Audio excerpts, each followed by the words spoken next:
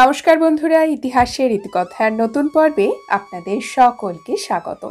বসন্ত পঞ্চমী, মাঘ মাসের শুক্লপক্ষের পঞ্চমী তিথি, যে সময় শীতের শেষে বসন্তের আগমন এবং বসন্তের প্রথম উৎসব বসন্ত পঞ্চমীতে মা সরস্বতীর আরাধনা। বিদ্যা, বুদ্ধি, জ্ঞান, প্রজ্ঞার দেবী, শিল্পকলার দেবী সরস্বতী। সরস্বতী সনাতন হিন্দু ধর্মে বৈদিক শাস্ত্রে উল্লিখিত একটি নদী। দেবী সরস্বতীকে উর্বরতার দেবী হিসেবেও দেখা হয়েছে বহু স্থানে। আজকের পর্বে আমরা জানব সরস্বতী পুজোতে পলাশ ফুল কেন প্রয়োজন হয়, কেন পলাশ ফুল ছাড়া দেবীর পুজো সম্পন্ন বলে মনে করা হয় না। আসুন জেনে নেওয়া যাক। একটি বিষয় খেয়াল করলে আমরা দেখব, আমাদের হিন্দু ধর্মে প্রত্যেকটি ঋতুতে যে দেবী এবং দেবতার পুজো হয়, সেই দেবী এবং দেবতার সঙ্গে সেই ঋতুতে যে বিশেষ ফুল ফল পাওয়া যায় তার সংযোগ রয়েছে। যেমন বসন্ত পঞ্চমী তিথিতে মা সরস্বতীর পুজো যে সময় হয়, সেই সময়ে প্রচুর পরিমাণে পলাশ ফুল পাওয়া যায়। এই ঋতুর বিশেষ ফুলই হলো পলাশ। যে কোনো দেবী দেবতার পুজোতে তাদের পছন্দের যে ফুল রয়েছে, ফুল বা ফল, তার সাথে কিন্তু সেই দেবী এবং দেবতার গুণের সাযুজ্য লক্ষ্য করা যায়। সেই দেবী এবং দেবতার যে বিশেষ গুণ, সেই ফুল ফলের মধ্যে সেই গুণের অস্তিত্ব।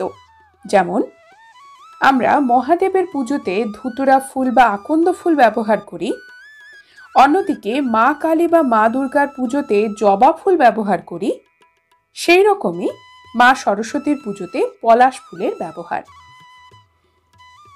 ধুতুরা ফুলের মধ্যে, আকন্দ ফুলের মধ্যে মহাদেব শিবের যে বিশেষ গুণ রয়েছে, জবা ফুলের মধ্যে মা দুর্গার এবং মা কালীর বিশেষ গুণ লক্ষ্য করা যায়।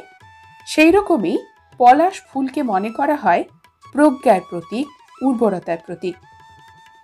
এই ফুল জ্ঞানের প্রতীক হিসেবেও বিবেচিত।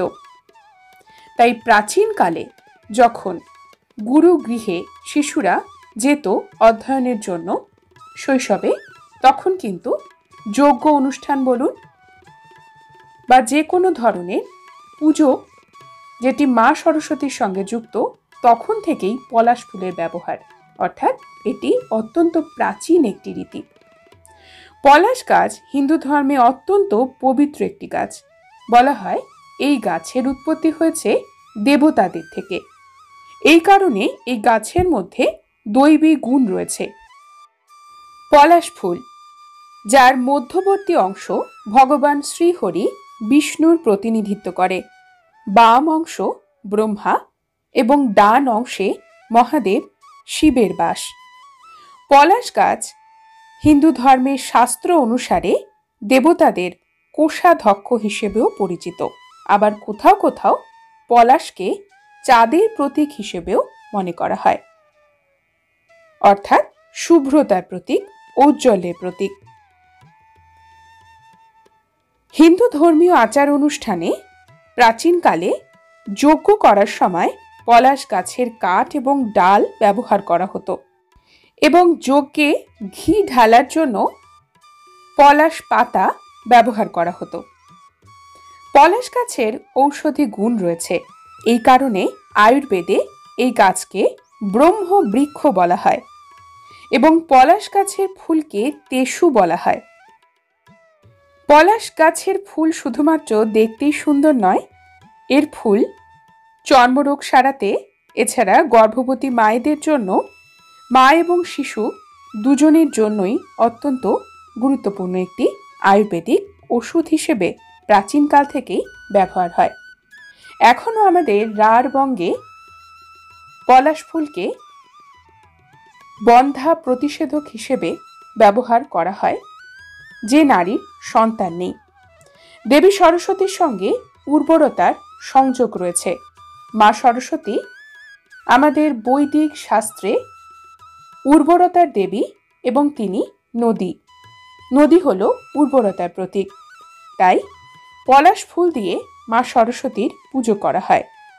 বহু চিকিৎসাতে পলাশ ফুলের ব্যবহার হয়, এর পাতা এবং এই গাছের আঠাও ব্যবহার করা হয়ে থাকে।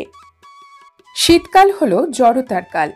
মাঘ মাসের পঞ্চমী তিথি থেকেই শীতের জড়তা ধীরে ধীরে কাটতে শুরু করে। এই ঋতুতে লাগে বসন্তের ছোঁয়া।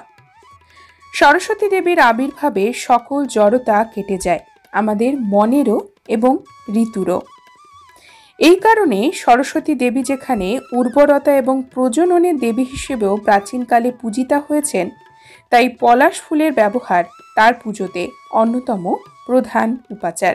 আমরা জানি ঋতুমতী নারীরাই গর্ভধারণে সক্ষম। পলাশ ফুল বন্ধ্যাত্ব প্রতিরোধক হিসেবে ব্যবহার করা হয়। এই ফুল রক্তবর্ণ। ঋতুমতী রজদর্শনের রং রক্তবর্ণ, তার প্রতীক হিসেবেই এই ফুলের ব্যবহার হয়ে থাকে। বন্ধুরা, আজকের পর্ব এই পর্যন্তই। পরবর্তী পর্বে নতুন একটি বিষয় নিয়ে আপনাদের সঙ্গে কথা হবে। ততক্ষণ সকলে সুস্থ থাকুন, ভালো থাকুন।